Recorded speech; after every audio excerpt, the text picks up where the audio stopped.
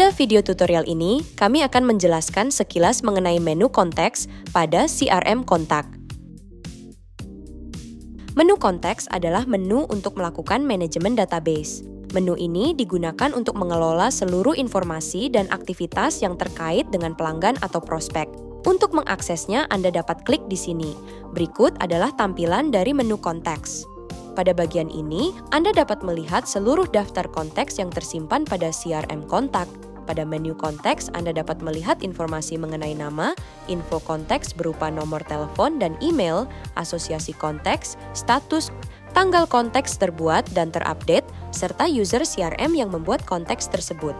Di sini, Anda dapat menambahkan, mengunduh, mengubah, dan menghapus konteks secara massal. Sedangkan untuk mengedit dan menghapus kontak secara satuan dapat dilakukan di sini. Harap diperhatikan bahwa apabila pada kuartal 2 tahun 2024 Anda sudah berlangganan kontak CRM, namun belum berlangganan kontak omnichannel, maka saat Anda mulai berlangganan kontak CRM, Anda tidak perlu menghapus data konteks di omnichannel. Apabila pada kuartal 2 tahun 2024 Anda sudah berlangganan kontak omnichannel dan kontak CRM, maka setiap penghapusan data konteks yang dilakukan di CRM akan otomatis terhapus di omnichannel.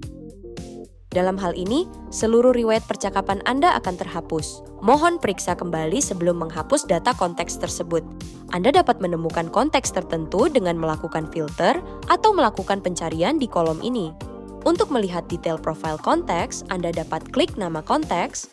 Di sini, Anda dapat melihat seluruh customer journey dari konteks Anda. Demikian penjelasan sekilas mengenai menu konteks. Untuk mempelajari fitur ini lebih lanjut, kunjungi kontak guidebooks. Di sini Anda juga dapat mempelajari seluruh fitur Mekari Kontak. Jika Anda membutuhkan informasi lainnya, silahkan menghubungi tim support kami.